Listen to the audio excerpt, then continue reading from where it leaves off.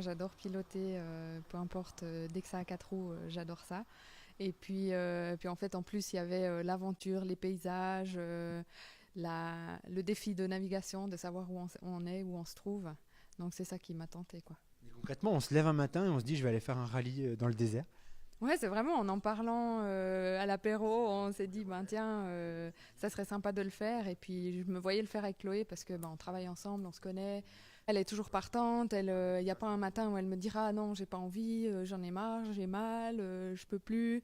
Donc elle est toujours à fond à être motivée, quoi. Après discussion, après quelques jours de repos, on s'est dit pourquoi pas se lancer. Et puis on a fait les démarches, on a commencé à se renseigner, on a été au cours d'informations et puis on s'est dit allez, départ.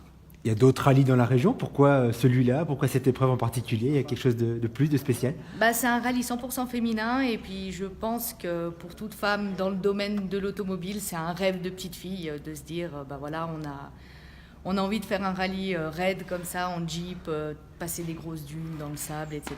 Voilà, il y a des filles qui veulent être princesses, bah nous on avait envie de faire le rallye des gazelles. Ensuite, donc, une plaque ici, la même chose de l'autre côté. S'il y a besoin, possibilité de mettre la deuxième, ou alors mettre sur les roues avant. Je dis toujours, si j'avais su tout ce qu'on aurait à faire, à préparer, je pense pas que je me serais lancée.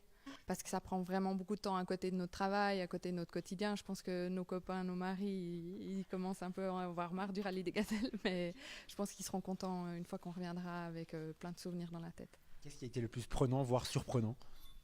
Là, le côté financier, trouver le budget, pouvoir y aller.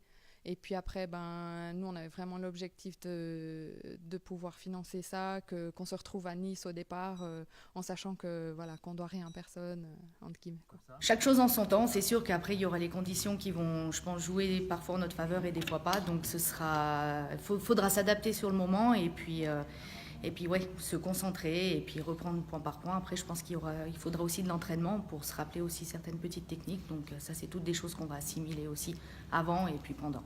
Quel est l'objectif d'une grande aventure comme ça?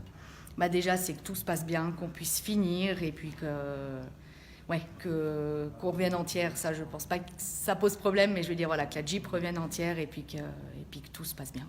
J'ai pu comprendre qu'il y avait une grande délégation suisse. Ça vous rassure? Vous ne serez pas toute seule dans le désert? Aussi, oui, effectivement, on est plusieurs à partir, donc c'est sûr que ça aide. Après, ben, peut-être qu'on va se retrouver aussi seul à des moments. Je veux dire, on n'est pas tout le temps, on ne peut pas se suivre. Donc, il y a des moments où on sera seul au monde. Et puis, ben, on fera avec.